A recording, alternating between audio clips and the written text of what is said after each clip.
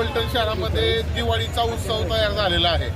कारण 30 वर्षाची जी सत्ता होती ती 30 वर्षाची सत्ता या ठिकाणी त्याचं पाळमुळं उकडून टाकण्याचं काम खासदार रणजित नाईक निंबाळकर, त्याचबरोबर खर्डेकर साहेब आणि आमदार साहेब आणि त्याचबरोबर आमचे नगराध्यक्ष शमशेरसिंह नाईक निंबाळकर दादा यांनी केलेले आहे। आज मीटिंग चालू असताना एक विषय घेतला होता की नगर परिषदेच्या सभागृहांना आदर म्हणजे पहिल्यांच्या ज्यांची सत्ता होती त्या सत्ताधीशांची नावं प्रत्येक सभागृहाला दिलेली आहेत, परंतु ॲडव्होकेट निकम आणि खासदार साहेबांसमोर आपल्याच मला वाटतं बाईटमध्ये चर्चा झाली असावी आणि झालेलीच आहे की महापुरुषांची नावं त्या ठिकाणी द्यावीत।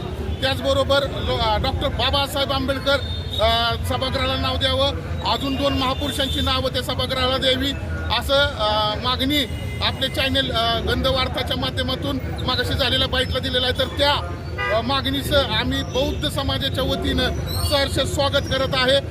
निश्चितपणाने फलटण शहराने जो आमच्यावरती विश्वास दाखवलेला आहे, आमच्यावरती म्हणजे आमच्या नेत्यावरती विश्वास दाखवलेला आहे, त्याला आम्ही पात्र ठरणार। फलटण हे ऐतिहासिक शहर म्हणून येणाऱ्या काळात तुम्हाला दिसेल, खड्डामुक्त फलटण दिसेल, आरोग्यमुक्त फलटण दिसेल।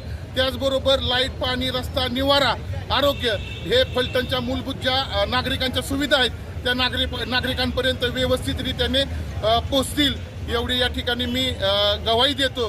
थांबतो। जय भीम, जय बुद्ध, जय भारत आणि